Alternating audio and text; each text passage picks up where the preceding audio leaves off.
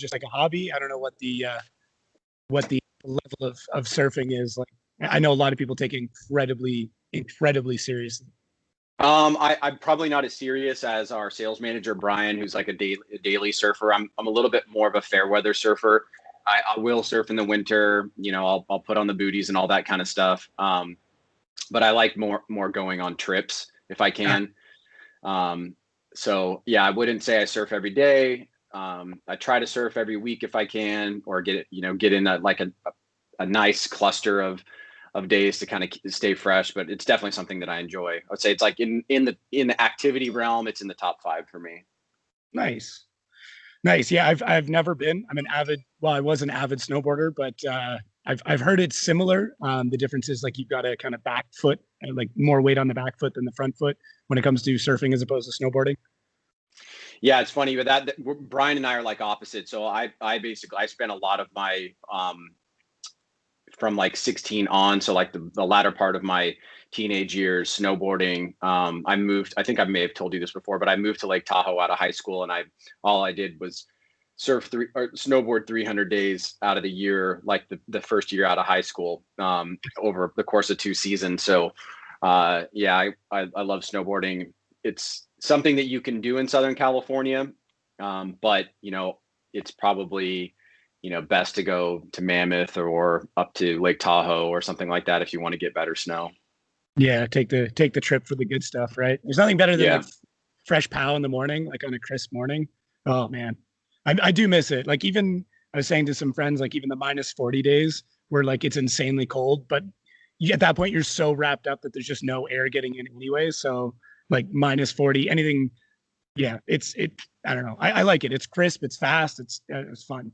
But yeah, for sure. I tried to go do a Mammoth trip over the holiday weekend, but it got super warm, and it's crazy because with the lockdowns here, they'll cancel your hotel reservation if you can't prove that you're an essential worker.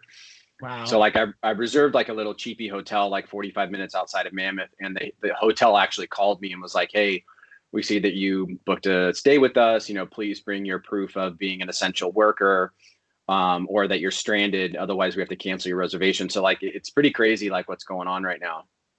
That's nuts. Yeah, it's interesting times. That being said, I'm sure everybody's super sick of hearing how negative everything is. So why don't we jump right into kind of the positive of it? The last time we spoke was just as things were really hitting the fan. You guys had most of your plans kind of together, and then I think it changed another 2 or 3 times. I'm sure it was changing day to day, moment to moment, but congrats to the entire team for pulling off what is arguably one of the most exciting seasons we've seen in a very long time. It's almost a shame that spectators couldn't be there for most of them, because 3 days of just nonstop driving would have been incredible. Like, I don't know how you guys did it. I'm sure there was just constant meetings.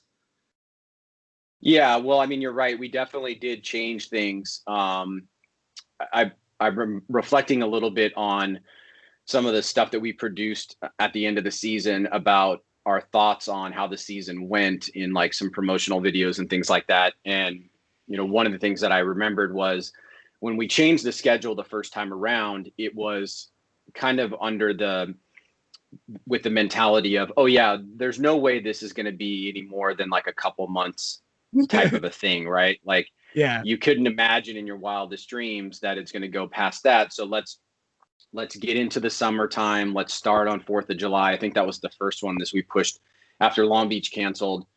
We got into, all right, now we need to start pushing back the other events to try and find a replacement for Long Beach. And the only way to do that is probably a secondary Irwindale. Okay, there's an Irwindale date that we can probably get in the middle of the summer. And so we had that, schedule 2.0. And then as we started getting towards that July date, maybe 2 months out, when we started getting into the promotional window, where we're going to start spending against the event, teams are going to be booking travel and all that kind of stuff. The news just kept getting worse and worse and worse, and basically like the other shoe fell essentially. Yeah. And at that point, it was really dark, I think, in the office from, say after we announced that second schedule, to the day-to-day situation of how things were developing nationally and regionally in each of these markets that we were going to.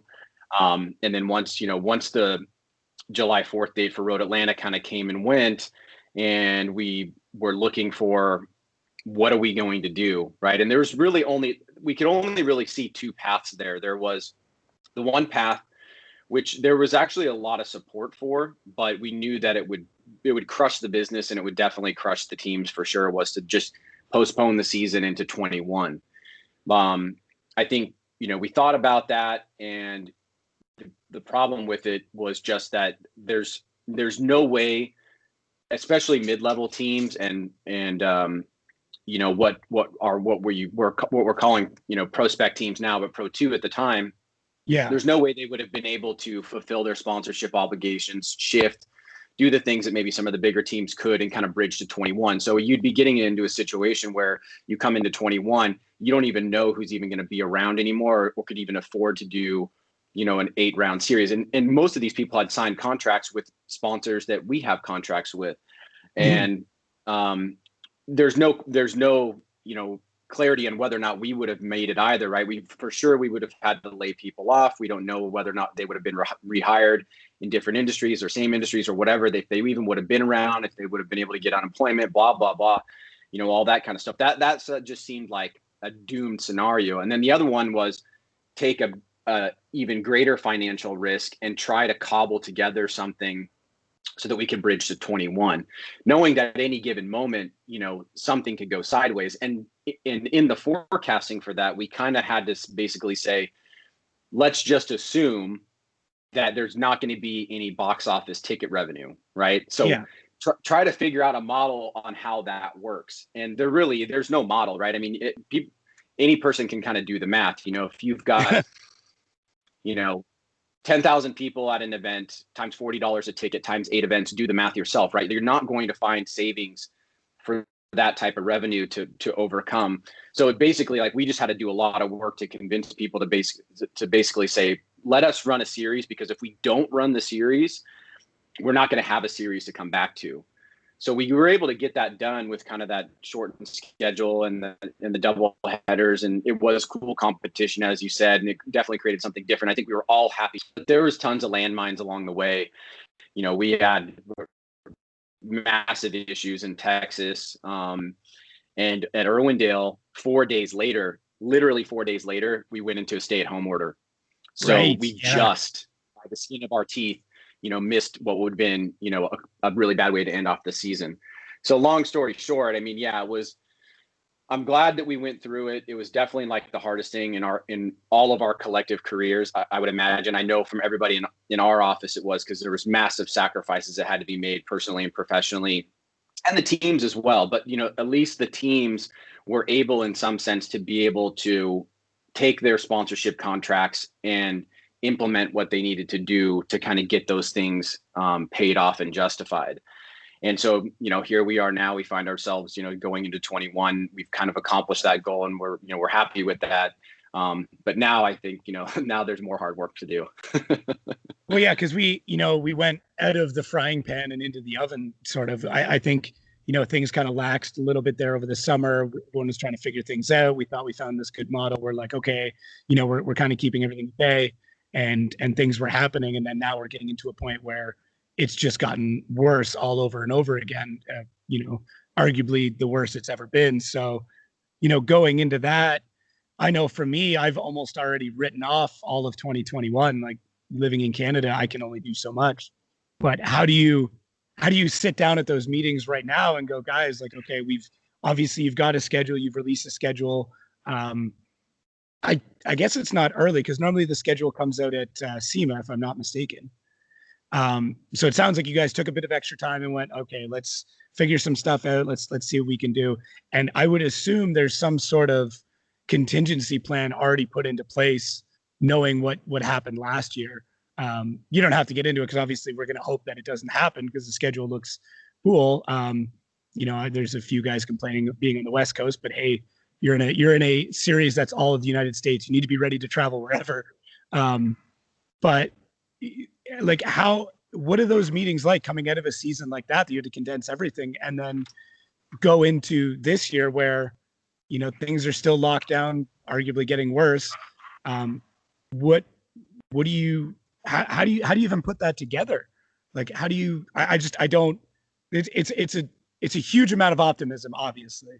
And even more preparedness. I would love to know the mindset of those meetings or discussions going into that. Yeah, well, I mean, I think we knew, because we were ending the season a lot later in 20 because of the way that we pushed things back. We knew that the schedule was going to come out later. We also knew that it seemed highly improbable that early West Coast venues were not going to happen.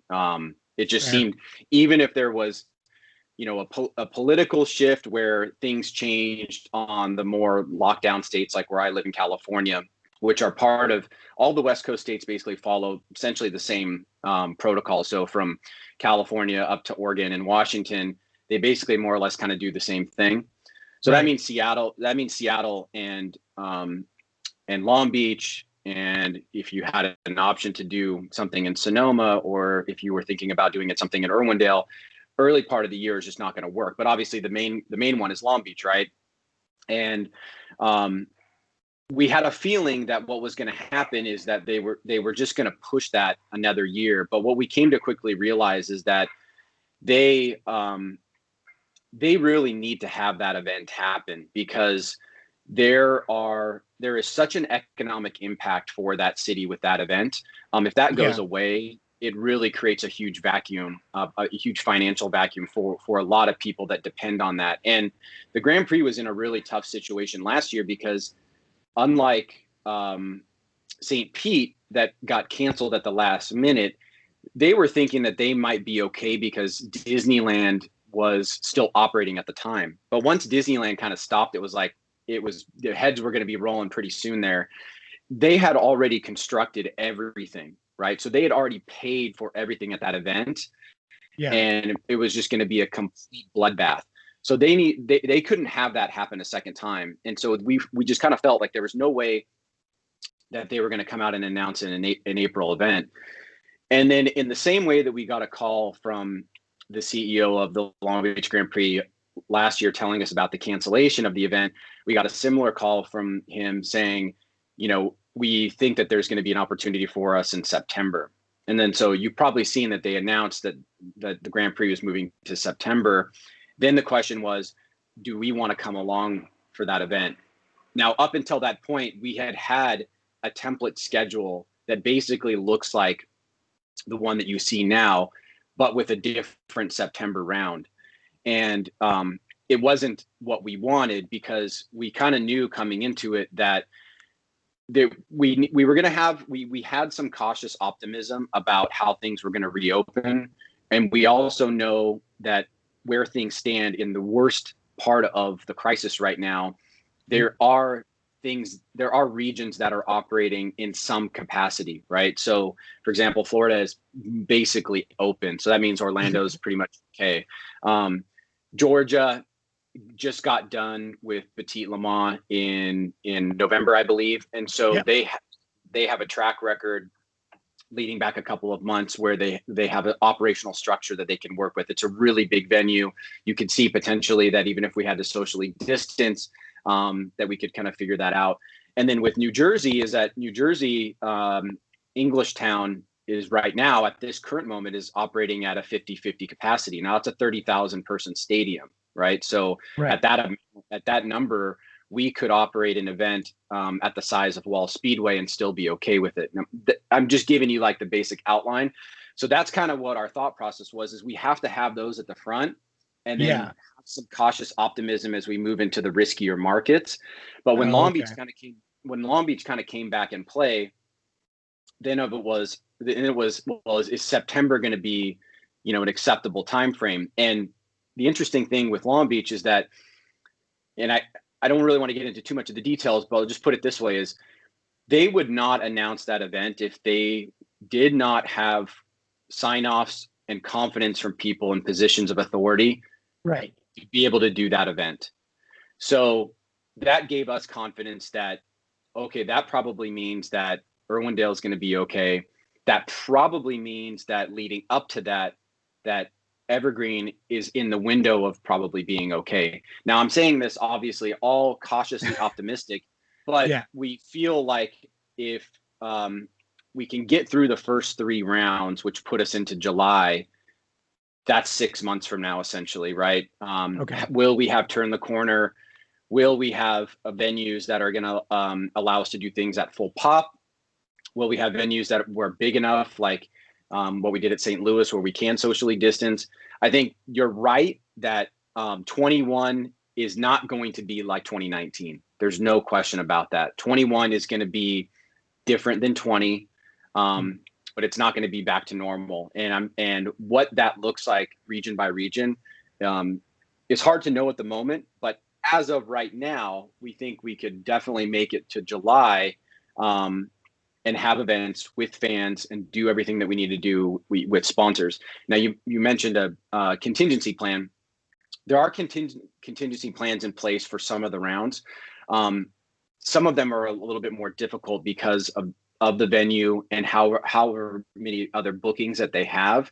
And also just whether or not there are other, say, regional tracks that we could shift to, say, across a border that might be able to help us if we got into a sticky scenario. In some areas have things like that exist, and some areas you don't. What we didn't want to do is what some of the other series did, is where they would kind of cancel and reschedule ad hoc, where all of a sudden you have an event be planned, and then 2 weeks later it'd be like, no, we're switching it to this round, or no, we're switching it to this round. There'd be constant cancellation. It was really hard to keep up with.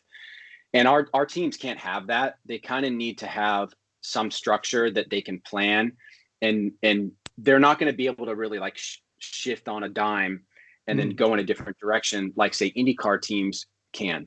So we're trying not to do that. If we make any changes, we want it to be well thought out and something that we've planned in advance. But for the time being, we're cautiously optimistic that the schedule that we have can work.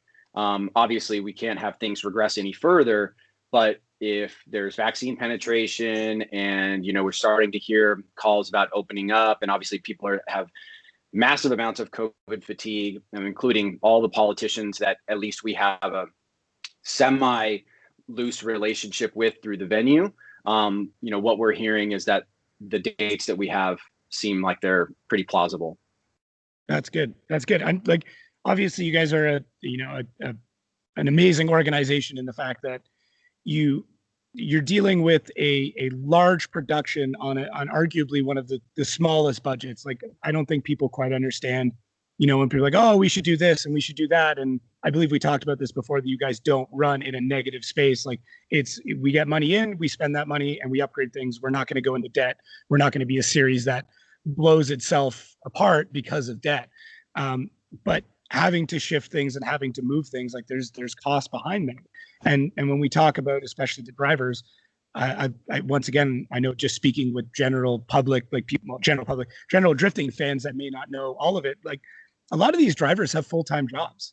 A lot of these drivers are, if nothing else, part-time jobs or supplementing their income. Like, FD is not a way yet for every driver to make a living off of.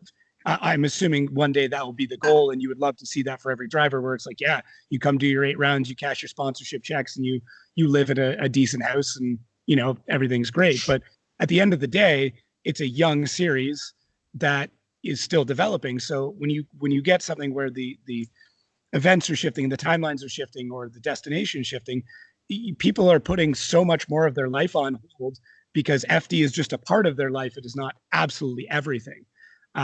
We don't have to go into every specific driver and what they do for a living. There are some that are in a position where, they make all of their money off of drifting in some regard. It may not be FD in particular, but it's, you guys obviously put a lot of thought into how this is going to work with not only the staff, but the drivers, and then the driver staff as well. Because even still, there's for every driver that's making a living off of it, half of their staff is making a living off of it. There's very few pit guys that's their full-time job, is only running FD. So that's an incredibly difficult decision to hold, because arguably there's, let's say, probably 200 people, maybe more, I could be completely off, that they're most of their life depends around the schedule that you have to meticulously put together every year. So yeah, it's incredible that once again that you guys managed to pull this off with one of the most exciting seasons that I've seen. I'd like to touch on probably the three biggest things in my mind from last year, if that's all right. One would be probably the Ryan Turk coming into his own. I think Turk was just plagued with chasing car issues for so long. Obviously, the giant crash that we saw that, obviously concussed him, kind of shook some things loose, and we saw him become a better driver back in 2019. But then in 2020, seeing how when you put a driver in arguably one of the most competitive cars ever built, that when you don't have to worry about anything but driving, it just shows how good of a driver he really was. I used to have a joke with me and my friends that Ryan would get to a point where you're like, oh, this is it. This is his event. He's just about to do it. And then something super strange would happen, and we call it turking himself, where just something would happen. It would either be a really unneeded driver error, but a lot of the times you could look back on the replays and realize it was a mechanical error that looked like a driver error. But for me, it shows that as this sport is progressing, as the budgets increase, and as these crew chiefs get more knowledgeable, it's only going to get crazier, and the competition is going to get so much tighter. Like it just blew me away to see, even the first time he was in the Corolla, just seeing him drive at Grid Life in the Corolla. I remember looking at some friends going like, this is it. Like, if this is his plan, before it was ever announced, I'm like, this is his year. And it almost was. He came very close to winning the championship. Yeah, it's very similar to the Chelsea DeNova story, right? I mean, yes. It's put a great driver in a great car, get a great result. Put a great driver in a good car, get a good result, right? Yeah. It seems like that the car definitely plays a massive role in your ability to go as far in competition as you think that person would, given their natural talent and the talent that they've derived over time, with experience and things like that. So yeah, I agree with you. That was definitely a big story there. Steph brings out the best in a lot of people. There's obviously a great track record there. We don't need to go through the history, but from several disciplines. Yeah, from Tanner to Osbo to himself, certainly you have somebody that is on the cusp of, the most progressive kinds of tuning and car building and chassis building. And they're not doing it easily, right? They're doing it with cars that don't really make a lot of sense if what you're trying to do is, build cars that have reliability and power, but they're still able to accomplish that.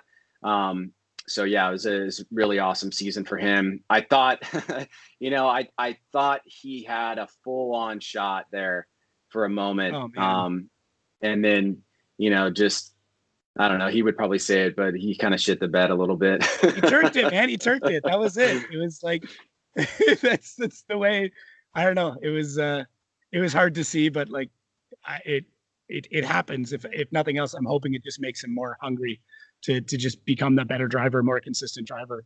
Did you see him at the end of the night? Yeah. Okay. Falling down the stairs. That was, man. I don't want to say that was insult to injury. He definitely played it off so good, and he had an incredible year. I mean, there's no question about it, but that was just, that was pretty hilarious. Yeah. Yeah. Almost as good as Chelsea, like breaking his foot, jumping off the bank in St. Louis. I know the celebrations were strong this year. I think it's like when you're coming out of a deep hole and you finally see that light. It's like, Neo flying through the clouds in Matrix 3 and then finally getting above, and you're like, this is what it's like. This is the sun. Yeah. So I would say probably my second one, it would be Adam LZ really shutting everybody up. To put it bluntly, I will admit when he first came into Pro 2, as a lot of the viewers know, and I think as well as I worked with Riley Sexsmith, we were concerned, but at the end of the day, we're like, well, he doesn't have a lot of experience in this type of car with this type of competition. He has probably some of the most seat time out of any driver in FD right now, even some of the OG guys, because the guy just drives and drives and drives.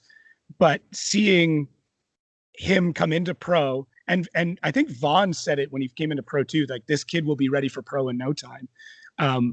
But he put a stamp on it, showing everybody that he deserved to be there, no matter what you think of what he does for a living. He is arguably one of the fastest growing drivers that, getting better with every event. Like you could see it. You could see every battle him getting better. And I think a lot of that too, to not to take anything away from him, but is his team realizing, how to tune that car, how to change the setup for competitors, how to scout cars properly. Like when they first started out, it was kind of it was a little wacky. I remember one particular moment in Pro 2, we were at the top of the hill in Road Atlanta, and he gets back into line, and his crew tried to change his tires while he was in line. And I saw Kevin just drive over. He's like, no. Like, I like your thinking. That's good thinking. But like, you have to go to the cold pits to change tires. But it was stuff like that where I'm like, oh, they don't get it yet.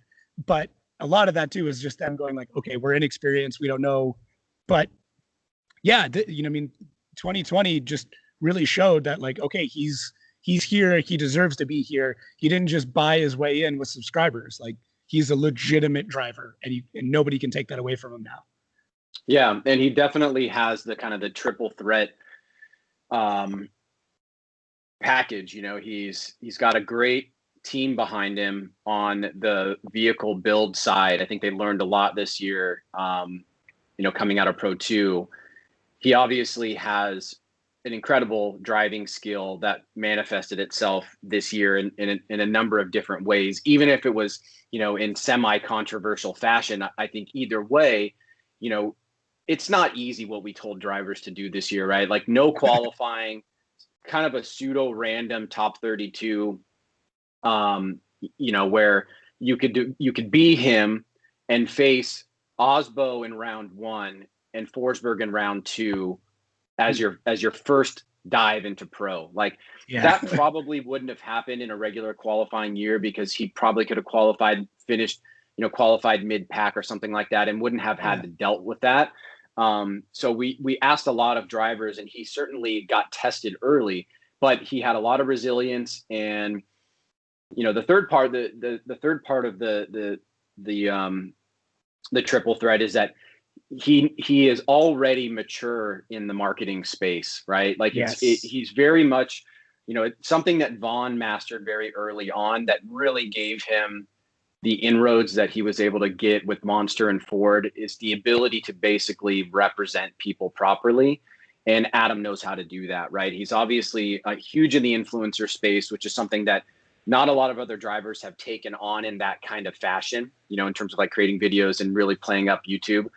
Even though that some of their social media profiles are really, really big, Adam has specialized in that particular area, and it's given him a huge leg up coming into the sport, because people are going to naturally gravitate towards that.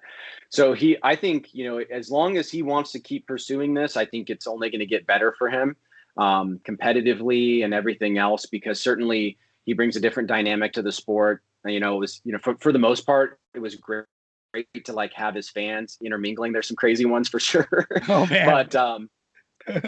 But you learn to live with that. I mean, I've been doing this going on 18 years now. Like I have such a hard head, and like nothing really offends me anymore. But overall, I thought he had a tremendous year, and to kind of break into the placing that he did was a strong showing. Yeah, I think I come from the media side of drifting, and I've tried to beat this into the heads of every driver that I talk to. Get a media guy early, start producing content as fast and as much as you possibly can.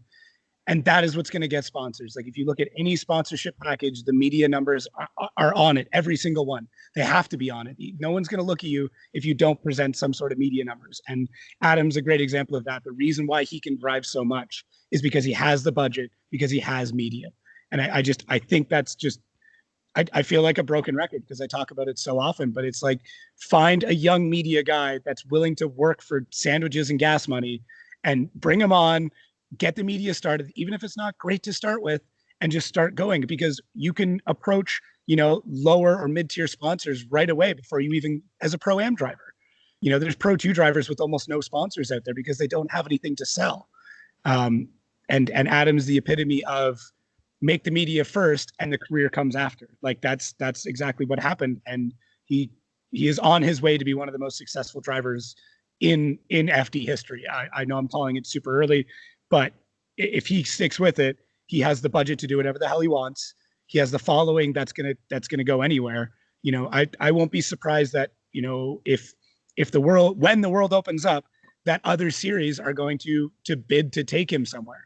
That we're going to see other series going like, no, we'll pay you to come here because we want the eyes that follow you. So, and just for anybody out there, please, for the love of God, get a media person, guy or girl, whatever, get somebody, even just start shooting GoPro footage and get your content out there, because that is what is happening. That is present and will continue to be the future in my eyes. Yeah, there's no question about that. I can't believe that actually has to be said, right? Like we try to pound that into drivers as well. And I think a lot of them understand that. But all you need to do is look at any other sport where there's some kind of parallel. And if you're a mediocre driver, but you're a great media presence, you're going to be successful in other ways, even if you're not successful on the track, right? If you have a good media presence and you know how to speak to the media and you know how to develop content and you're a kick-ass driver, that right there is, you know, Conor McGregor land, right? So exactly. Yeah. So that definitely has to be the top of mind for, and I have to be careful because I have to be careful to not think about it just as like what I know, because I'm involved in the sport and I do this every single day. There's kids, I have to remember that there's kids out there that things that come naturally to me, like, oh yeah, that totally makes sense. Like, how would you not know that? There's a lot of kids out there that maybe don't know that. And so you kind of just have to keep like repeating these things. And, you know, obviously we want young kids to come and matriculate into the sport and do all that kind of stuff. But you're absolutely right. Like, it's such an important facet of being a professional drifter. Yeah, it's so crucial. I could probably rant. I think I have ranted for almost hours about that subject. So the last thing I want to touch on, because I'm not an emotional guy. I very rarely do I tear up, but watching Vaughn on the podium, it almost broke me. I know personally, back in 2019, he was pretty much ready to hang it up. Mid-season, there was rumors that he was going to bring on another driver. He was going to walk away. He was going to be a team owner. He won in Irwindale and basically said, you know what, let's just see what happens. Let's just let it ride. Comes in 2020, walks away with the trophy. I don't know if he's going to just do that. Okay, I did it. I'm done. I really hope he doesn't. But that story, you know, if we ever get what's the ESPN like football one? Is it 40 and 40 or something like that? If we ever get to that level where like we're going back and telling these stories, that is going to make the top 5 list for sure, because he was very open about it. He was open even in the media. I remember him talking on a couple of interviews saying like, hey, you know, this might be it. You know, I'm tired. I have so much on the go. You know, because the sport's a lot. It's so much travel. It's so and having to be on, like Vaughn has to be. He has to be happy and excited all the time whenever he's in front of people. It's exhausting. It's incredibly exhausting. And I know people are like, oh, he's a celebrity. Don't, you know, like, you have to remember, if you're in the public light in any way, you have to be the personality that everybody thinks you are, or you're an asshole. Those are the two things. That's all you get. So for a guy that's been doing it for as long as he has, plus running a team, plus developing RTR and every other project that he has on the go, you know, some that we don't know about, you know, dude was tired. And that win in Irwindale in 2019, I think just reinvigorated him. And then, you know, this year, 2020, coming out on the podium, it was incredible, especially watching the season, watching him drive, and just, you saw how hungry he was on every lap, just banging doors, like him slamming into JTP. I was like, oh shit, this is like 2008 Vaughn. Like, this is the rivalry. It's back. Like, that Mustang on Mustang rivalry is back again. Like, they're kids again, you know, just fighting. It was crazy. And then after seeing that, I was like, this might be it. This might be his year.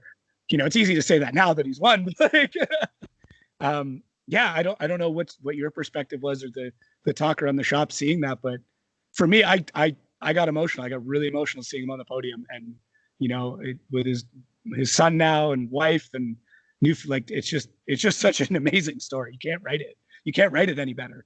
Yeah, I'm actually glad you brought that one up because I have a similar sentiment with that.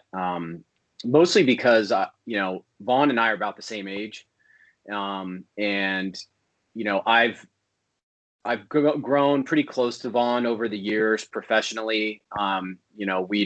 We don't call each other as friends, but we certainly talk a lot about the sport. We talk a lot about things that are philosophical in nature with regards to the approach of sport and business and things like that. And, he's one of the first guys to offer an opinion about X, Y, and Z. About everything. Yeah. And, that can rub people the wrong way. But I think, in my interactions with him, he's always been heartfelt and genuine. And he's certainly matured in a very positive way over the years in terms of his approach to the sport from a broad perspective. I think sometimes people get caught up in the thing that happens in the moment. And certainly he has in the past, where it's like the whole world is crashing down because this thing happened. Right. Yeah. And be able to step back from that and look at the big picture. And I think he did that a lot more over the past couple of years. And in particular this year where, he got emotional about, his wins that he had in Seattle, those back-to-back wins. And, that seems antithetical to the Vaughn Gittin Jr. character, right? Because he's, it's fun haver and it's all this kind of stuff or whatever. And to see him kind of have a raw emotional moment was actually pretty cool, because I think if Vaughn does do what you're saying that has been in the media, which obviously we have to acknowledge that, I think he would be the first of any of the original drivers that we'd have to quote unquote retire. I think, when Sam and Tanner and Reese left the series, they were not doing it as retirements. They were just going on to do other things. And Vaughn, if depending on what path he goes, and certainly obviously it's like, you're right now he's on top, right? Like right now he's the best. And who knows what the future holds for him, but it's not because, we have a thing in the drifting space that says at this age you should retire, like how it is in NFL football, right? Unless you're Tom Brady, it's like you're going to do your 3 to 5 years and that's pretty much it. If you're a baseball player in your 40s, you've had an incredible career. If you're a mixed martial artist in your mid 30s, you've had an incredible career. We don't really have anything like that with drifting, right? It's like, how long can you push it? How long does your body hold up? Does the mental acuity hold up to do the things that you need to do in a car? And then how long does your passion hold up to keep pushing that? And those are probably all questions that, we all think about in other parts of our lives. But, unfortunately, we don't really have the luxury to retire from 9 to 5 jobs at 40. But athletes have to think about that because, it seems unlikely that there's going to be like a 50-year-old professional drifter. I mean, there are some guys that are still drifting and doing it for fun. And there's a lot of old Japanese guys that are doing it for fun. But I don't know that we've established that marker yet. No, it hasn't been around long enough. If he's thinking about it, haven't been around long enough, and we're getting there. It's going to be 20 years pretty soon. If a guy started at the beginning and made it to year 20, is like a 20-year drifting career. Is that good enough? It's a long time to be doing any one thing, right? It's like they say, people usually hold a standard job for 3 to 5 years and then move on and do something different. To be drifting and doing it professionally for 20 years, that's pretty amazing. Yeah, it's I'm excited for the day that like the Drifting Hall of Fame opens. As someone who avidly goes to the Hockey Hall of Fame, it's just so cool to have a place to kind of go back and remember and re-remember things that have happened. So I think, when that day comes that he does retire and that Hall of Fame opens, I would say arguably he's going to be one of the first guys that gets the statue put up or the, whatever memorabilia is going to be there. His photo will be right next to that jack stand, Kevin Wells jack stand. But yeah, it was just to put a bow tie on the end of 2020. it was an incredible season where you guys, you polished a turd. You took the worst possible scenario and turned it into just pure excitement. Those weekends, I booked nothing on those weekends. It was one of the first years where I could just sit and watch. I wasn't at the events. I wasn't missing things. I wasn't worried about, editing footage or whatever. It was just like, I can sit and consume all of it and just be a fan again. And that sucked to not be there in person and not see everybody and high fives and hugs and white claws. But it was nice to be a fan again for a little while. I'm excited to come back. I'm hoping I can come back this year if Canada opens up the border, but we'll see. We'll see. Yeah. I mean, I guess just one thing on that. There definitely was a lot of turd polishing for sure. I guess the one thing that I'll say is that we were able to get away with a lot because of COVID. In any other year, we wouldn't have been able to do no qualifying. In any other year, we wouldn't have been able to do double headers. In any other year, we wouldn't have been able to pack so many things together, because it would have taken a lot of political will from drivers and teams and sponsors to kind of buy into that. So COVID kind of forced our hand to basically say, look, if you want to do this, this is kind of like how it's going to have to be. And it was good to go through those experiences because not only did we get to experience it, what it was like not having qualifying, what it was like for teams not to have qualifying, what it was like to have back-to-back weekends, back-to-back events on weekends, and what that did to people.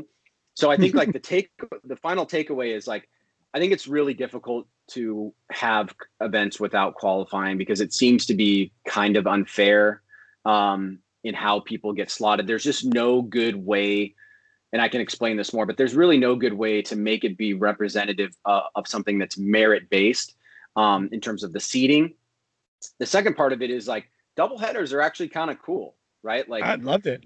There maybe there's a scenario, I don't think in 21, but there's a scenario where some of these weekends become doubleheader events and you expand the number of events from, 8 round weekends to 12 round weekends over 12 events over 8 weekends. Right. Mm-hmm. I think a lot of people came back to us and said they like the doubleheader format. So we learned a lot in a situation where we really didn't have a lot of options to deal with. And people got to experience it for what it was. And now, we get to have that as part of our knowledge base moving forward. Yeah, it's I'm very excited to bring on some drivers and ask some questions about those double headers because I know what goes into those cars and the maintenance involved, and it's so difficult to keep them running. And so many times guys are like, nope, we'll just bring it back to the shop, give it a tear down, take a good look at it.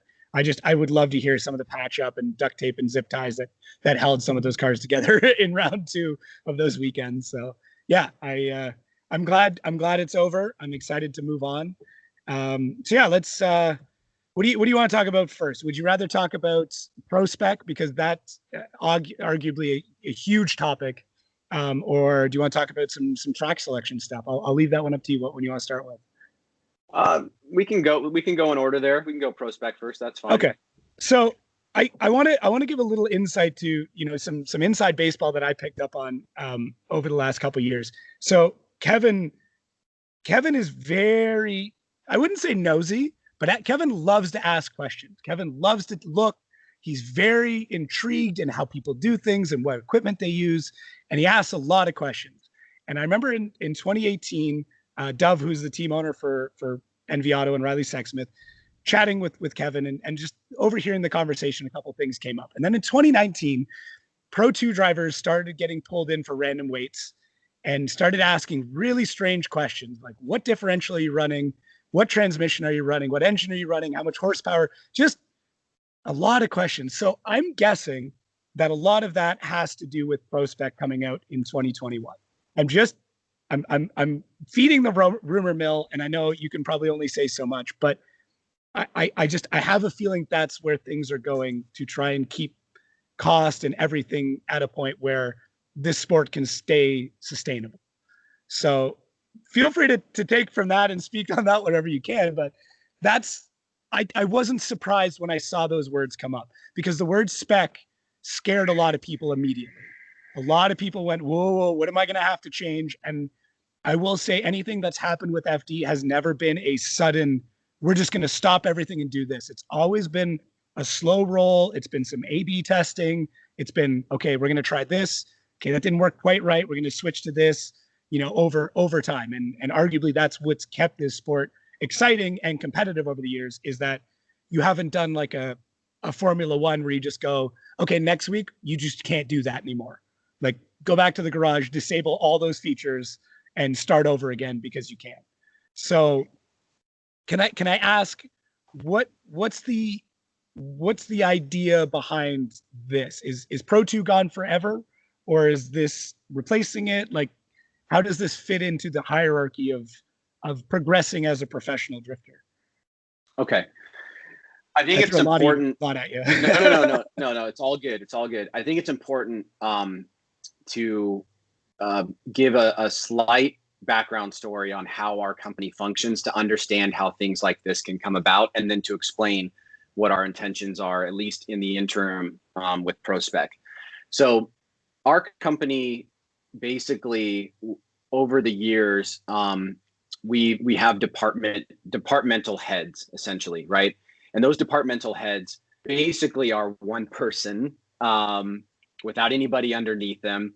And it's basically like it's like the Jedi Council. It's like we've got our sales department, we've got operations, we've got Jim, we've got me, we've got Cassidy, and together we sit down and we talk every single day about what's going on in the world of drifting. And people bring up ideas, and we usually, I will put a hard line in the sand on something. Sometimes Jim will put a hard line in the sand on something, but very, very rarely does somebody walk away from a decision and basically say, I was against this. I want to make it clear that I don't support this. You guys are on your own here. We kind of do things very consensus based.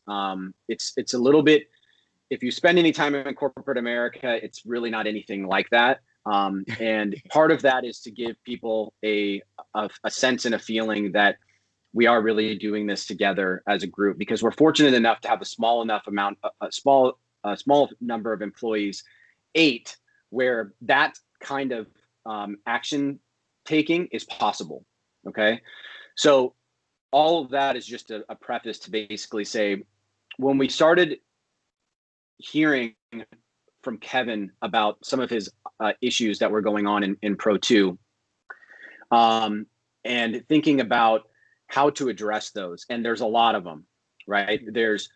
It's not just about what's going on in Pro 2 from a car perspective or a competition perspective. It's also the process by which you come into Pro 2 and then leave to go to Pro.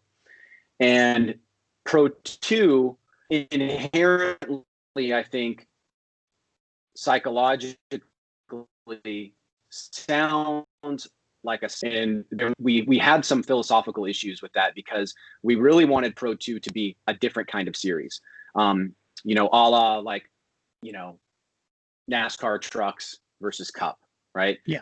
You got guys that cross-pollinate into the different championships.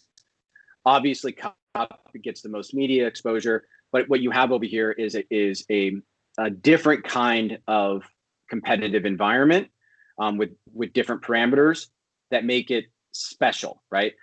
And so that's part of the backstory to going in this direction. You're right to say that what we're thinking with ProSpec is going to be a rollout over a period of time, and it's going to be a period of years, and it's going to take into consideration the type of series we want ProSpec to be eventually. What we want ProSpec to be is, we want it to be something where drivers can, whether or not they're competing in the Pro Series or they're competing in another series across the globe, that they could come because this has a very specific type of criteria to compete here, that it's going to be really about driver base, how you drive as a driver, and that the quote unquote limitations on the vehicles is really going to emphasize the driving ability of that person, as opposed to making it so how it is now, where you can have a car in Pro 2 that is worth $150,000, and you can have a car in Pro 2 that's worth $25,000. And the car that's $150,000 is not the car that's winning the championship. And we want to try to, I don't want to use the word prevent, but we want to try to help people get into a series that is focused so much on driving that it becomes exciting for even pro drivers to maybe want to participate, because it's going to be it'll be that different of a series, but that it will be looked at something that's different, not better, not lesser, right, than pro. Pro is obviously going to be what pro is, because modifications are a lot more loose. We have constraints that are going to be a lot less. There will be more constraints on this side, but it's going to be on an emphasis of developing drivers. But also, if you really want to test your driving ability with this type of vehicle constraint, this is an area that you can do it. Now, there's things I can't really say because we still haven't rolled out the technical regulations, and we haven't rolled out how we're going to be thinking about licensing moving forward. And those two things are really, really important in understanding how we're thinking about Pro Spec over the next couple of years. So I kind of have to I can't touch on those yet because Kevin would kill me. But can we just schedule that podcast like right now while we're on the call? We'll just Skype him in and I'll just get him on next time.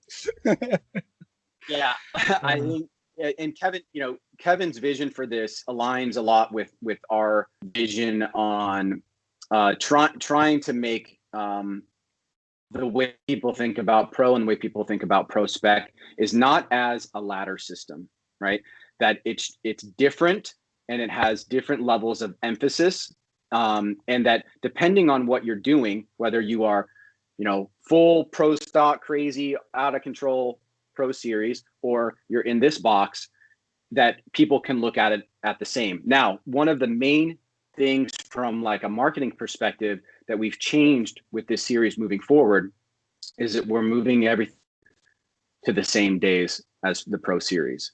So there's not going to be Thursday qualifying, Friday top 32. It's going to be whatever you'll see in the next couple of weeks, whatever qualifying ends up becoming, and then competition mirrored the same way, Pro Spec and Pro.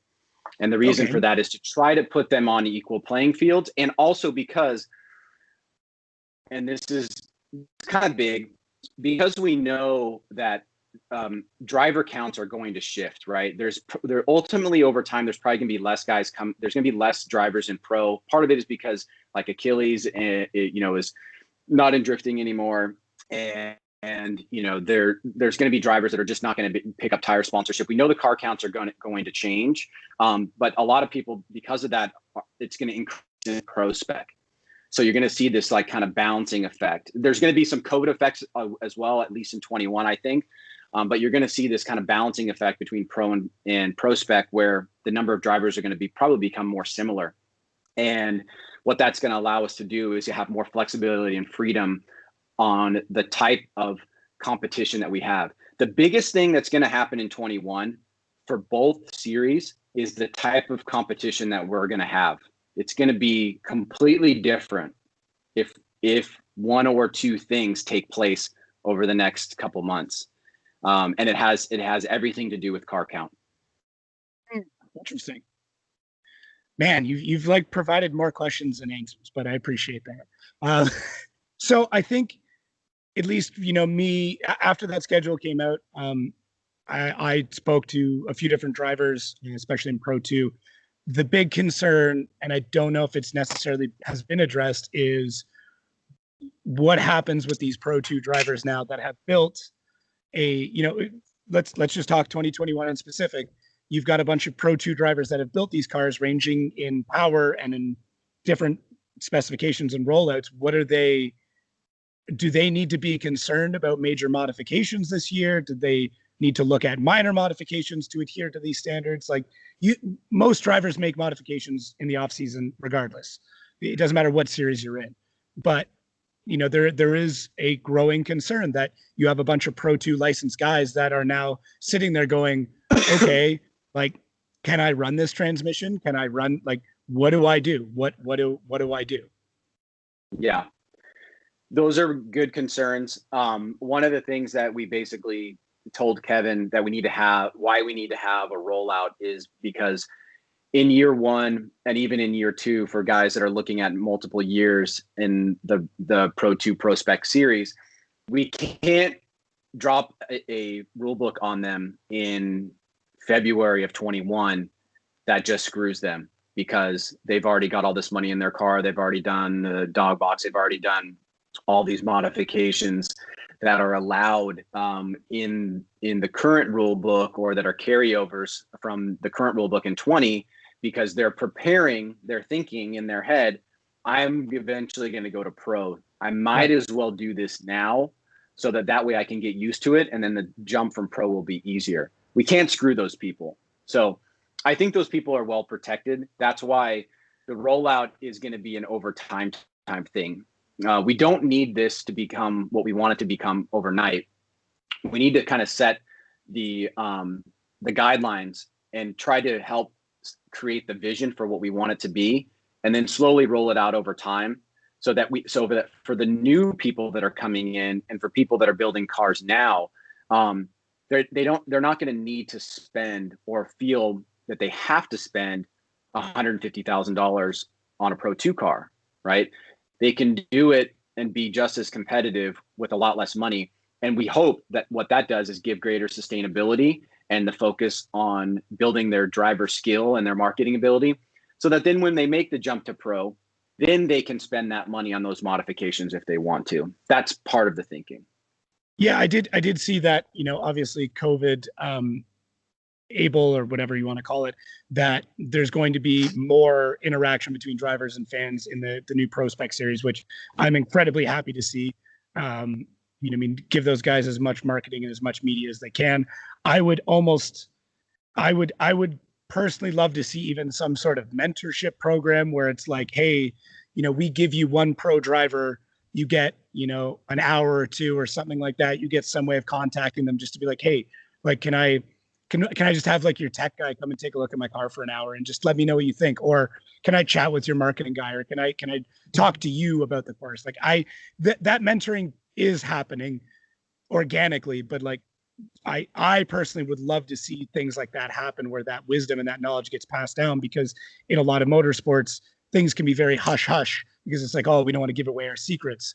But I'm very happy to see that there is a very forward step to bring more views and eyes on that series in particular. And the idea of having some pro guys switch over could be very, very interesting, because there are guys who are able to wheel 1,000 horsepower that may have some issues running on a massively smaller tire. So I have some ideas as to how this may roll out that I'll probably discuss maybe on a different podcast. So I don't have to put you on the spot. But I have a feeling as to how this may roll out that would be very easy to implement in the beginning, and then slowly change things, because you're not going to need those things if this thing changes.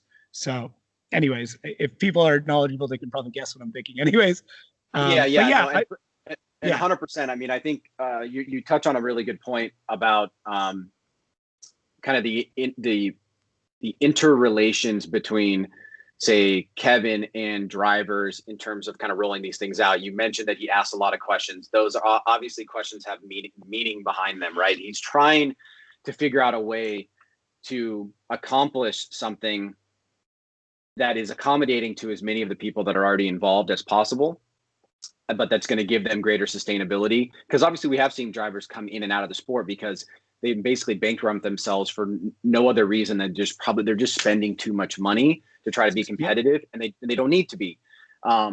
So I think there's definitely something there. I mean, we knew when we put that press release out that we weren't going to be able to cash out everything on Pro Spec in that press release, and that part of it was going to be vague and ambiguous. But we had to put that out because if we announced the series and we had it as Pro 2 on there, and then a week later we said, oh, by the way, we're changing it to Pro Spec, it would have been weird. So we basically had to bite the bullet. We had to announce that we were changing the name to Pro Spec, give some vagaries on what it was going to be, and hopefully give people a little bit of insight to what we're thinking, which I think we kind of capture that a little bit, but we know that there's a lot of unanswered questions, right? And I would not be surprised. I'm trying to remember from this morning.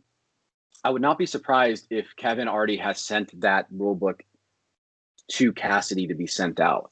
So I think that rule book is basically coming like pretty much now. Oh, cool. And it will have stuff in there. It'll have stuff in there Yeah. about like how the rollout is going to potentially happen.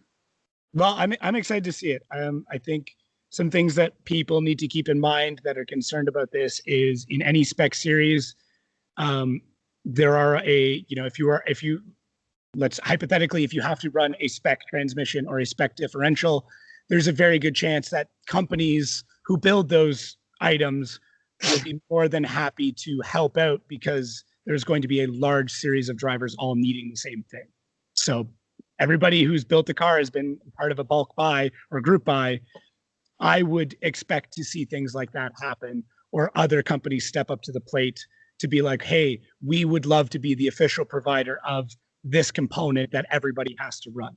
And we've seen that in any form of racing that has some sort of specification, including tires in pro. A certain amount of tire providers come in and say, hey, we're going to get our name plastered everywhere. People are going to fall in love with this product. We're going to offer them at a severe discount where we barely make we make enough money to keep this rolling and maybe a bit more to pay the bills, but that's it. So I think anybody who's massively concerned about this, I feel like the parts that may be getting changed in the future are going to be arguably easier to find now. And for guys that are in Pro-Am or grassroots, that also means that those parts are going to get cheaper, which means that you can then implement those earlier and start driving your spec or close to spec level car sooner, as opposed to guys who are at grassroots running 700 horsepower and have never competed in their life.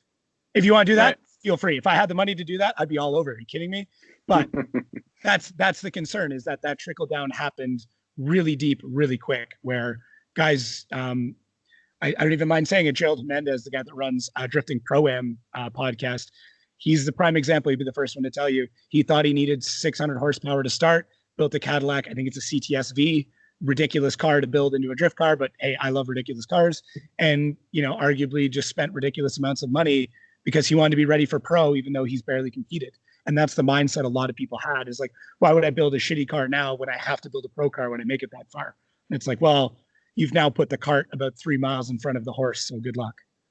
But I know that meme is in the drifting culture for sure. Unfortunately, we are not a very far-reaching organization in terms of being able to control so many different aspects of the professional drifting process. We started basically with the pyramid upside down, right? Like we started with the pro, and then we brought in Pro 2, right? And we still don't have our own Pro-Am organization. We enjoy and we like working with independent Pro-Am organizations, but they're their own entities. They're their own business, and so that can be challenging, trying to find a way to make all those things work cohesively together. So if somebody does have an ultimate goal of making it to the Pro Series, and that they understand that at this level, I need X, Y, and Z. At this level, I need X, Y, and Z plus C. And at this level, next level, I need, a lot more than that.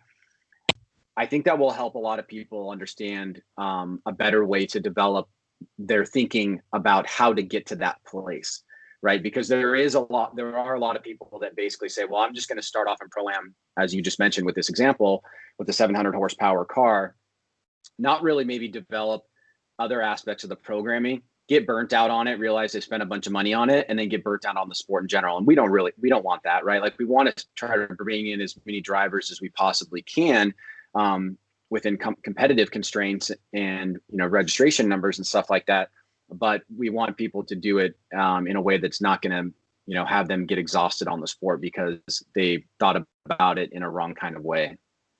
Yeah, it's kind of slowing people from running up the stairs, right? There was a lot of people that decided to run up the stairs really quick, and then by the time they got to the part that they actually enjoyed, they were so tired and so financially burdened that they couldn't do anything. This is causing people to take things one step at a time and prove yourself along the way and show that sustainability. And if you only get so far, that's fine, because it's still an incredibly competitive series, even though, it may not be the next series. Like, arguably some of the best racing you're going to see is in, the circle track spec cars and dirt track spec cars, where it's like everybody has to run this and have to run that. And it makes for incredibly tight races where all that it comes down to are the finesse of the rule book. And, that's up to Kevin to figure all that stuff out. And then it comes down to the driver skill. So how well can you work within the guidelines of the rule book? And that causes a lot of creativity one way or another. And as well as, how good of a driver you actually are. So I think the other thing that Pro Spec will teach a lot of people is how to properly tune their car, which is arguably something that is information that I would like to see passed down once again, kind of from the higher guys, because there's a lot of people that have a lot of bad knowledge about setting up a car properly. Not that I'm any sort of expert, but people are like, oh, I'm gonna loosen it up, and it's like, do you understand what you're saying when you say loosen it up? Like, do you mean like you're gonna loosen the suspension, because that's actually gonna cause the car to be a bit tighter? Like, you're gonna be faster because now you have more grip. Like, there's so much that goes into it. But when you're working within a spec series, as long as there's forms of adjustment, which I'm assuming there will be, you are then going to have less things to have to worry about. So therefore, you're going to learn more about the specific things that you can control. And for me, that I'm excited for, because we're going to have guys going into pro that have alignment sheets for rounds, that have data for rounds where they go, oh, we did this and it did that. There's so many guys out there that have a budget and a general understanding of how to set up a car, and they show up and then it rains and they have no clue what to do. We saw it in Atlanta in 2019 in particular, where, that night was so long, but just those guys, they didn't know what to do. And a lot of the Pro 2 guys were saying that. And if you're a SoCal driver who drives in the rain once a year and you've never had to set up a car for rain, I don't blame you. That's tough. And that's where arguably us Canadians, do quite well. We're just used to driving in snow all the time. So, well, let's hope we don't screw it up. But I'm excited. I think that's a good little primer for it. Yeah, I'm concerned and excited. So I'm concerned in a good way. It's anytime there's change, I think there's cause for concern. But as long as everybody thinks before they speak on this subject and listens before they speak and reads before they speak, it's not going to be that bad. Yeah, and I think also too, like, drivers should use Kevin as much as they're wanting to use him to understand, what he's thinking about these things. He's obviously pretty reachable, as is most everybody in our company. If people want to talk about how we're thinking about it and have a good faith discussion on things, there's certainly things that I'm sure that we could learn. We're not going to account for every single thing. So there's always ways for us to be able to think about how certain things are going to affect certain people and weigh that into our overall decision-making process. So for people that are concerned, you should just pick up the phone. Yes. Abuse Kevin as much as you possibly can, except for on game day. Then just be very nice and pepper him with Dr. Pepper. Yeah. Otherwise you'll make it in Kevin's corner. Oh man. All right. So I think, we've already had an hour, but I think we should wrap things up with the tracks for this year. I don't know. Usually track layout stuff is kept pretty close, close to your chest there until kind of game day or very soon too. Full disclosure, Lake Erie Speedway, which is one of the new tracks this year, is a client of mine. For anybody who's listening, I do a lot of their marketing for my own business. I don't have to get into that now, but I am personally very excited to see that track make it onto the schedule for numerous reasons. One, it's getting into a part of the country that is not heavily populated. It is a rural area. The track itself is really neat. I understand it's a big banked oval, and a lot of people may be sick of that. But the particular banking and the particular size of this track is going to allow for some pretty crazy speeds. And also the actual location and the setup of the track is neat. There's a huge amount of grandstands on both sides. There's a ton of parking, and it's just a neat old school, like back in the day, dad's taking you to the racetrack kind of facility. And that's very exciting to me. And it's well kept. It's not like other racetracks, which don't have to be named, where you're afraid to sit on the bleachers. So yes, and we do have some of those. You want me to comment on Lake Erie first, or yeah, if you can, yeah, we can get into the rest of them afterwards. But yeah, if you could, stroke my ego a little bit. That'd be Sure. Yeah. No. I mean, I'm really glad that we were able to. That was that all of the accolades for putting that together basically goes to Jim, because he was the one that kind of started researching about backup venues that we could utilize in a pinch, and started to keep a spreadsheet of these and what criteria they met in kind of the things that we need to operate an event. And sometimes, there's just going to be a deal breaker, like there's no grandstands or something like that, or there's no paddock space, or, there's paddock space, but there's no parking, or maybe the paddock space only accommodates pro and we need to have pro 2 there. There's just a lot of these variables that if we can't hit those markers, it makes it really hard to have an event. And that makes it really hard to have, to add on to the series. And so, that's why we go back to a lot of these venues that are tried and true, is just because, there's no drifting specific venues really, in this country just yet. We've got, you've got FF. Englishtown has kind of turned that way. Englishtown has turned that way, and you've got FF, and it's great to see that. I'm surprised that, after 17 years, there even is that there's, kind of a market for that. So that's really, really cool. But a lot of the short track, old school NASCAR tracks have become, popular stomping grounds for us, because they tend to be in these somewhat major markets, but they typically will be the largest event that they have will be our weekend.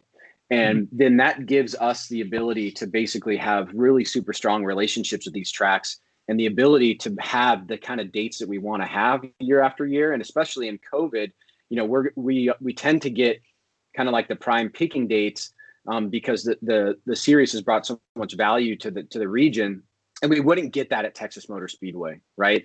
And I don't want to say too many bad things about that weekend, but that weekend was a shit show. And it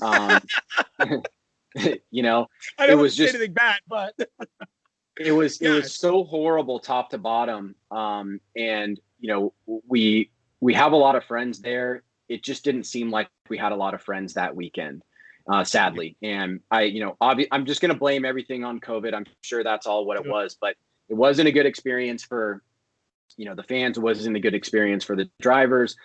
And, we've been trying to make that market work. So, but then when we kind of realized, like, after that event, it just seems like, I don't know, maybe Texas is not the right place for us right now. Let's see what happens in the future.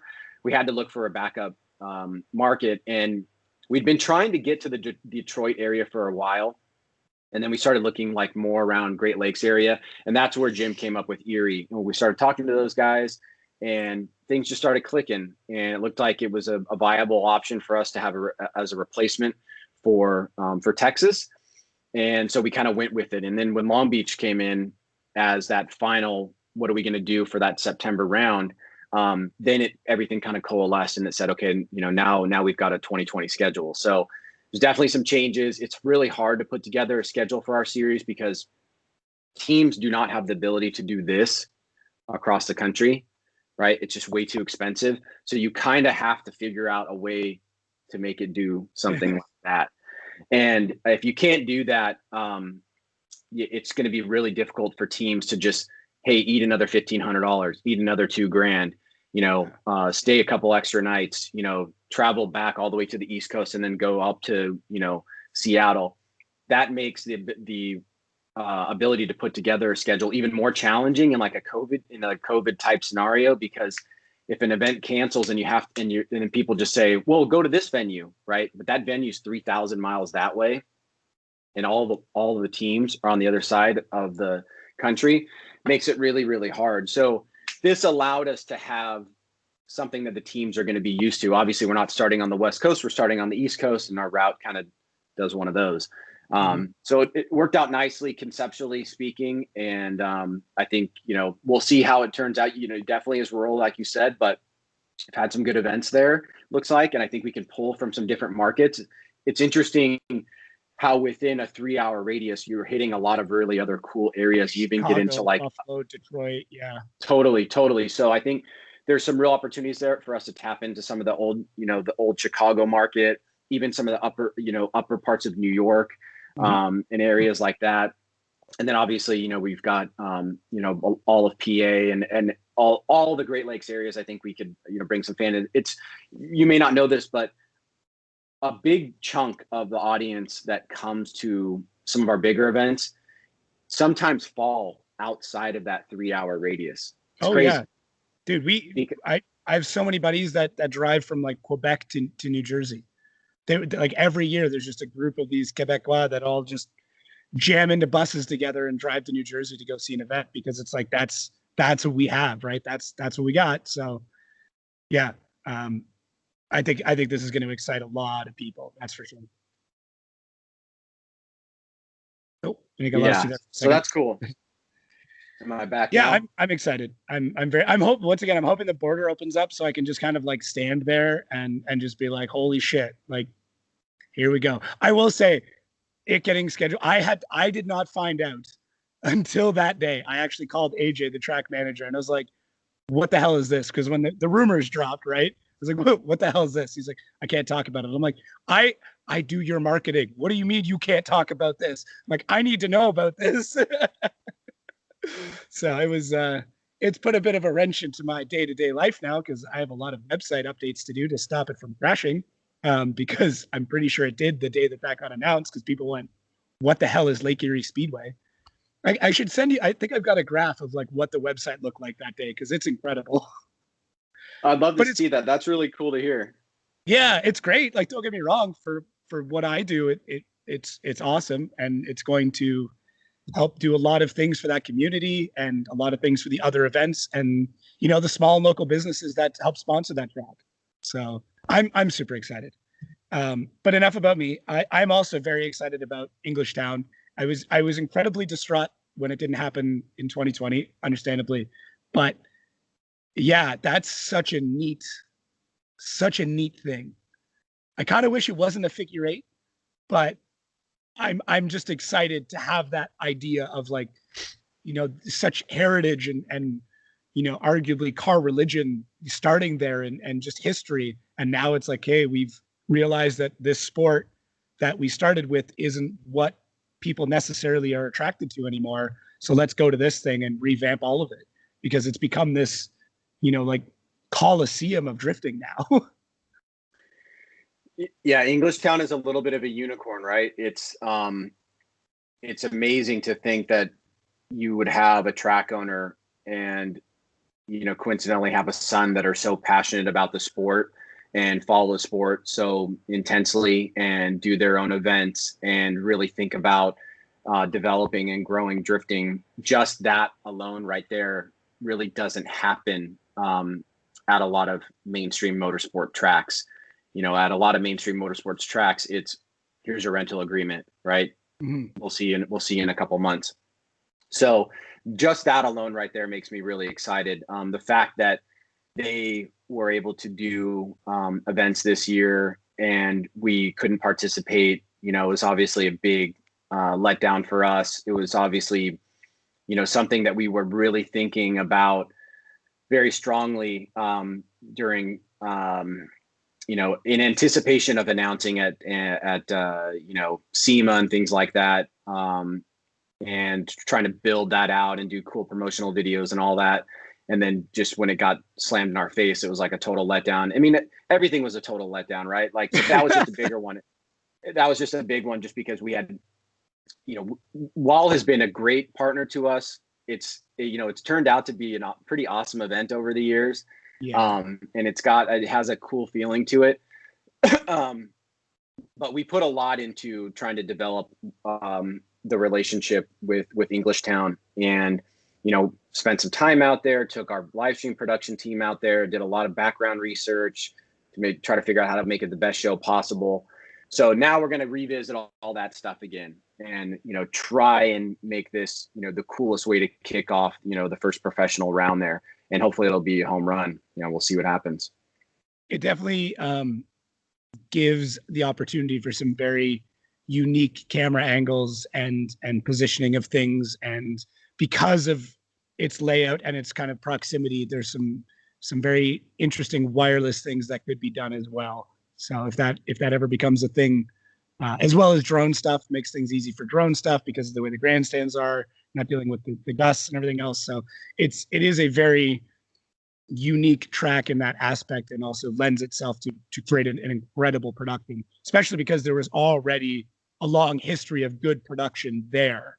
So, there's well-established cable routing, and I know that stuff people are like, yeah, whatever, but it's like that all is so critical to putting together a brilliant live stream of like, how do we run these cables? Like, where do we put them? Like, where do we put, how many lifts are we going to have to get to put cameraman up on? Like, all of that stuff I know goes into selecting these tracks. And when you go to a place like that where you're like, oh, this is already done. So we just, obviously we don't just plug things in and we go to town, but like, there's just so much infrastructure already there to give you guys the opportunity to have the production team, at least, to have a lot of fun in creating very unique live streams. So I'm particularly excited about the live stream there because I think it's going to be interesting. So yeah, no, for sure. I think it's gonna be awesome. It's funny you mentioned the production side of it, because sometimes I wish that every track we went to was just exactly the same, right? Like it's like producing an event at a Major League Baseball stadium or an NFL stadium where everything's the same. You just go up to the permanent settings, plug this thing in. I mean, obviously they're big productions and all that kind of stuff, but yeah, the thing that it's hard about what we do is that every single time we're starting fresh, everything is built from the ground up, and you don't have that repeatability, right? It's not the same camera shot for the pitcher, and this is the one you have for first base, and this is the one you have for the outfield, and this is the one that you have for the overhead, right? It's like, okay, this turn gets smoked out, so we kind of need to have this camera over here. But the problem is if we have it there, then the cable run has to go another 1,000 feet, right? All the way around. Yeah. Now we got to, or maybe we have to RF it there. But if we RF it there, then we're going to have to sacrifice the RF for Lorette, and we can't do that. And so, all right, so now we got to get another RF. And there's all this kind of stuff, right? It's like now you just need a sideshow that's like the production guys. Kevin's got his stuff, so now you just need one where like the production guys talk about setting it all up. You have so many opportunities to make like mini series just on FD. as the cable runs. Yeah, I'm trying to think any other big track updates. Unfortunately, Sonoma's out, which would have been really cool, just for the backdrop and everything else. But as you said, kind of with the COVID and everything else, it's going to be difficult to anticipate the opening of that. St. Louis, there's a lot of rumors and people had issues with kind of that track layout. I personally didn't mind it because I think it was a very unique way to make drivers completely change what they normally do. I think it needs some tweaking. It'd be cool if that was a little wider, but like, hey, they took a world-class facility and threw extra pavement on it because we want to go drifting. I think that gets underappreciated a little bit. I personally would love to see it run backwards because that looks insane, but I don't know. Is there any talks about changing that layout or revisiting that layout? Yeah, I mean the track contact, Chris Blair, who used to be over at Las Vegas Motor Speedway like many years ago, is like a really close friend of ours.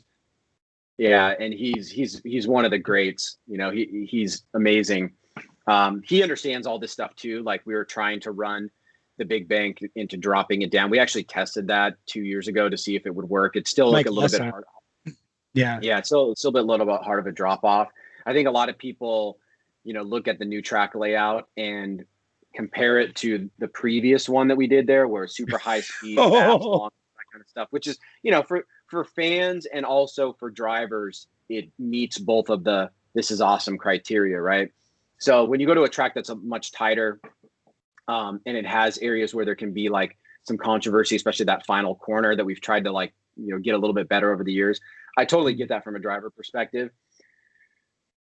Unfortunately, there's 20,000 grandstands right there. right? And there's all the cabling runs, and they did pave that. And so I think there may be some changes over the coming year, but I think we have to kind of continue to build that out and develop that out, just because of how much they've put into it and how well that suits other aspects of the event weekend itself. It's just so difficult. I mean, imagine if we only had access to the other area, then there would have been no fans, because we would have had to bring in grandstands. We would have brought in 5,000 grandstands, and they would have only let 2,500 people sit. This one has 22,000 grandstands, and 7,000 people could come in. So, there's those kind of trade-offs, but I'm also, I want to see the most awesome drifting. I want to see the most high-speed drifting, but I also, at some point, I don't need every track to make every driver super stoked that this is the best track ever. I want that, but I don't need that to happen. What I need to have happen is a competition to be awesome and for the event to be awesome. If I can do that, if we can meet that criteria, that's good enough for me, for specific markets that we need to be in and that we need to kind of develop over time. On a slightly twisted note, I know you think a lot about marketing, and obviously I think a lot about marketing, but there is no better marketing in the world than controversy. And having a track that has controversy built in, that is not perfected, that has, kind of obscure corners and strange lines, the more people talk about it, the more conversations that happen, the more comments, the more likes, the more views, it's all good. And I'm not saying that that's the sole reason behind this, but at the end of the day, if you're sitting there going this got 20% more comments than the last event did, and it's because of this, and this, it's okay, well, we're a business, we have to take that into account. And I think, people don't want to hear that, but it is not exciting. That track is not exciting because of the speed. It is exciting because anything can happen. Anything can happen there. And we saw it, guys tapping the wall just a little too much, throws them way offline, and there's collisions and clipping points. And it's just, that's why that track is exciting. The old layout was incredible. It was one of the scariest things I've ever been through, was standing at the other end, where the lights are, where the media area was, and Christoph's went off track, and I watched him slide directly at me, and I'm like, oh my God, I'm about to get an HGK emblem in the forehead. But that track was scary in that regard, where you had to push it to the edge of the grass, and if you went off even one wheel, there was absolutely no saving it. As soon as you broke any traction, it just pulled you in and you were into the tire wall. But that's the cool thing about not being a NASCAR style type sport, where, the only difference in the track, with the exception of some of the degrees of banking, at some of the tracks that NASCAR goes to, it's just always going to be left turns, right? Except for that one time that they put a right turn right in the middle of the straight and everyone lost their mind. That was the best Sports Center episode ever. It's one of those kind of things where, it's fun to joke about and all that kind of stuff, but there's something distinct about drifting and even road racing to a certain degree, just because you do go to tracks that have these really cool elements to it. In drifting, it's nice to have dang, this track is really hard and technical, and it doesn't allow me to do what I want to do as a driver, but I got to still make it through competition. Yeah. And then have Road Atlanta, and then have Long Beach, and then have Englishtown. It's good to have the diversity of competitive attributes in a track where it tests drivers in a different kind of way, because then if you do become the champion at the end of the year, then you can say that I did better overall on all different types of track surfaces, whether it's wet or dry, or, I conquered Road Atlanta, and I also conquered Long Beach, and walled track versus not walled track. Even though I hate not walled tracks, but I think there's some goods there. Is there any other major track updates that I'm missing? I could be. I think that's pretty much it for that end of things. I'm assuming there's going to be, some rule book changes. I'm assuming there's going to be some judging changes and some criteria and stuff like that. I don't know if you can speak to any of that yet, or if that's all coming out, soon or eventually.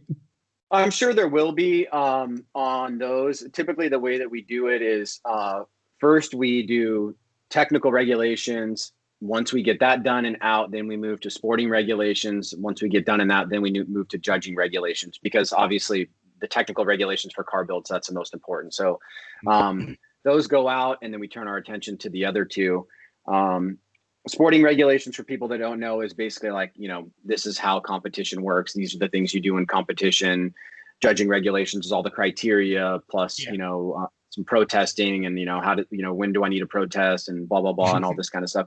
I'm sure there will be things at the margin that will change. The biggest things are really going to be about how we're thinking about formats for this year. We're leading into it a little bit with the prospect stuff, and we basically said that it's going to be on the same days of competition. If you think about how that could physically work, then you'll understand, I think, when we announce how these formats are going to function, where that thought process kind of came from. I think that that's going to be one of the biggest things that people are, and I hope people will be excited about it. I'm actually more excited about one option over the other, but it's possible that both could happen. That's a little Easter egg that I give you, that I'll give you. But we're probably, I don't know, a month away from sporting and judging, I would imagine. Yeah. Okay. No, that's fair. Anything else you want to cover? Tease, you've thrown a lot of teasers out there. We may have to do this again before season launch, because I have so many questions. And as much as normally, like, after podcasts, I like talk to people off air. I know that's not going to happen. So I'm happy to do these anytime, man. I think for me, I want to try to get in front of people as much as we possibly can to have people understand how we're thinking about the sport. I want to be accessible. I want to answer questions. Obviously we're not perfect. We're going to make a lot of mistakes along the way. Some of the best advice that I've ever received has been from just the general public. Hey, have you ever thought about doing this? Or, hey, did you notice that when you do this, this happens? Mm-hmm. So I like that interaction.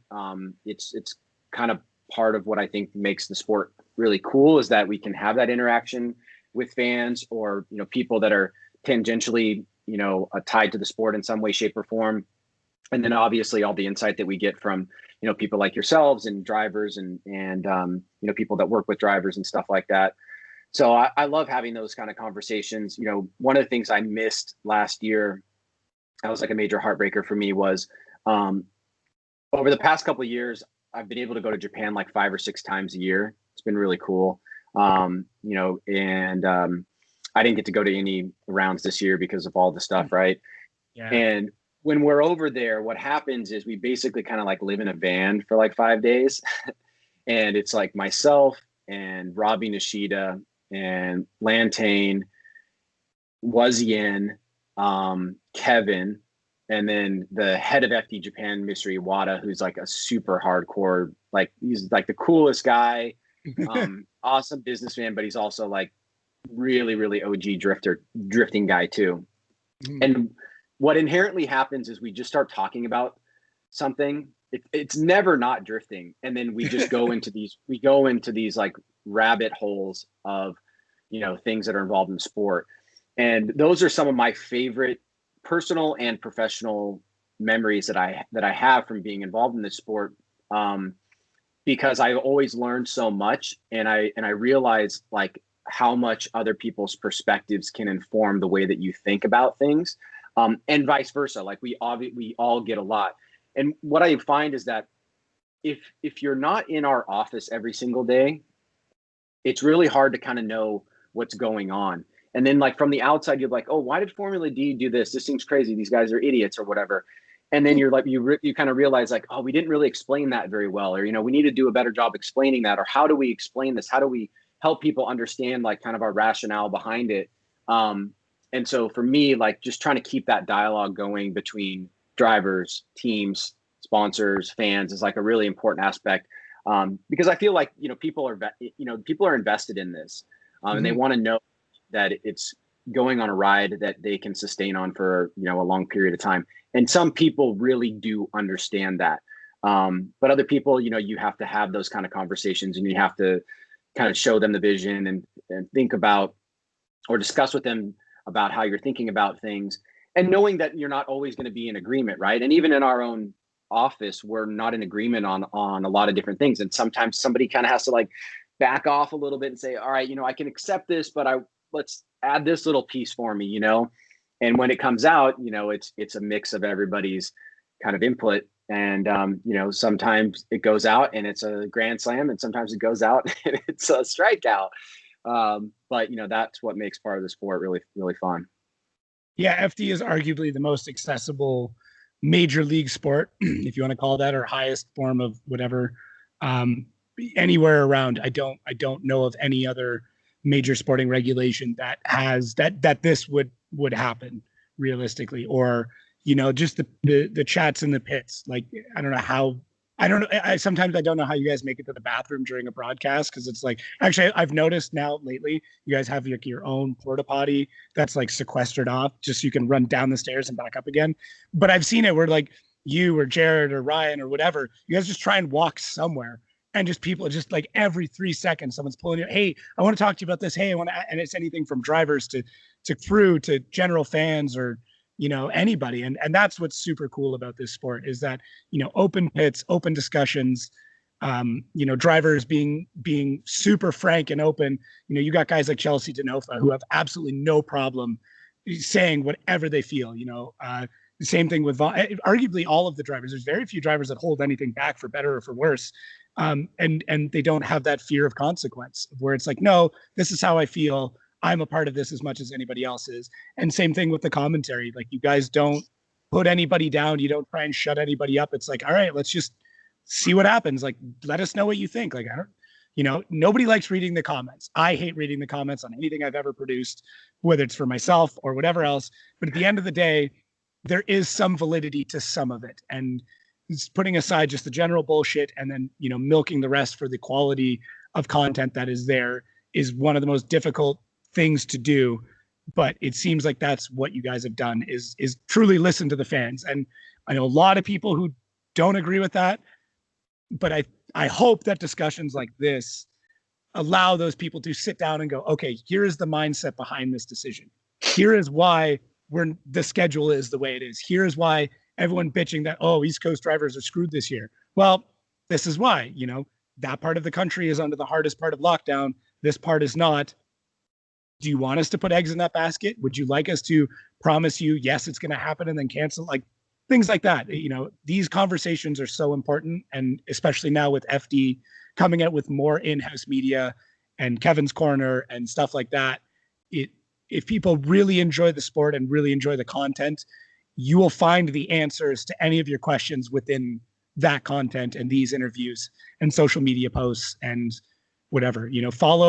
Follow everybody. The Piston Productions account, 90% of it is just FD staff and crew members and drivers, just so I can kind of keep up on the gossip and keep up on what's going on. And it's fun. It's fun. If you entrench yourself in the sport to that level, that you feel like you have a valid opinion, then you're going to find those answers somewhere. So, but yeah, that's definitely really good advice. Yeah. That's all I can tell people, is just, if you have a strong opinion about something, take 2 minutes, see if the answer is already there. And if it's not, then voice your concern. But don't do it in a way that's going to get people to disregard your opinion. Do it in a very thoughtful and meaningful way. Even in this podcast, I've had things where I was very open about, hey, I didn't like this, or I think this should change. But instead of me jumping in the comment section on live chat, being like, this is stupid, this is dumb, like, that's not doing anything for anybody. If you want this sport to survive, if you want it to grow, then offer constructive criticism in a professional way. Don't be a troll online. Unless if you want to be a troll just to be funny, that's fine. Most people can differentiate that. And some of those guys are great. But yeah, unfortunately, Formula Derp was not very active this year. There's a lot of lulls that got left on the table. Oh, man. I'm sure you guys have a laugh at that on the odd occasion. Like, oh, shit. You have to have a sense of humor for sure. Yeah. And you have to just think about how ridiculous it is which gives you a sense of gratitude. I think that you're even doing something like this. That's always kind of helped me. Is like, it's just ridiculous that my full-time job has to do with cars going sideways and smoking up the tires and doing these things that seem so counterintuitive and, you know, don't really make a lot of sense to a lot of people. But now it's like it's almost like a cultural phenomenon. It's like everybody knows what the word drifting is. Oh, it's great. You know, my parents have their favorite drivers. You know, my mom really loves Osbo. My dad really loves Vaughn. You know, but he also has his favorite like rookies that he wants those guys to get beaten by and stuff like that. And, you know, that will ground you in a sense when, you know, it seems like the world is collapsing in on you. And in a real honest way, the world did collapse in on us this past year and is still collapsing in on us. And I think maybe just maybe there will be lessons learned from this about how fortunate we all are to be 1% or 100% involved in this really cool sport. If you are involved in it in any given way and you are enjoying it right now, you know, cherish it as much as you can, because it got really, really close to not digging itself out. And it would have been a really big bummer if that, you know, didn't happen. And obviously it's not blue skies and smooth sailing, you know, just yet, but, you know, there's definitely a little bit of light at the end of the tunnel, I hope. Yeah, I think that's probably the best way to end it, man. I really appreciate you coming on. I know for all of the Pistonhead production fans out there, I took a pretty big hiatus this year. This year beat the shit out of me like anybody else. I became, you know, speaking of doing that, I became self-employed full-time officially this year in the middle of the worst pandemic, and it's one of the greatest decisions. Same thing that you said. There's times where I'm sitting in my office going like, how the you know, someone's paying me to do this. Someone's paying me to, you know, make ads and update websites around race cars. Like that's incredible. So, you know, I think we all need to be grateful for what we do have, and that we're all here still able to talk and listen to it, and just got to keep our chin up and just wait for this to figure out whatever it's going to figure out, whatever your political or your belief system is. This is the situation we're in, and one day it'll be over and we're all going to laugh about it. And it's going to be a cool footnote in history that we can sit and go, yeah, I did that. That's the thing I did. So, yeah, dude, thank you so much. I'm looking forward to, you know, shooting the shit in person whenever that happens. And maybe we'll try and book another one of these. I got to try and get Kevin on. I have so many questions. I have so many questions, and so many that I know he won't answer. He'll just plead the fifth too, but that's totally fine with me. He'll come on. Like, you know, he's gone on Maximum Driftcast a couple times. So like, yeah, you want me to bug him for you? I will. I might do that. I really want to know what the best cheat he ever caught is. That's like the one question that like everyone like dances around the cheating question because you don't know. Sport. Is it the Chelsea Denofa? It's got to be a Chelsea Denofa one. It's either Chelsea Denofa. I'm not going to say anything. I'm not going to say anything then, because if you knew, you would know. So yeah, we'll have to tell you off air or something. Oh man, yeah. No, I want to know like the best cheat where he's like, holy shit, this was good. Like I want to know one that impressed him. So, anyways, yeah. Like I said, thanks, man. I really appreciate it. This is cool. I enjoyed this. You got it, man. In time, brother. Thanks. All right, we'll talk soon. All right, bye.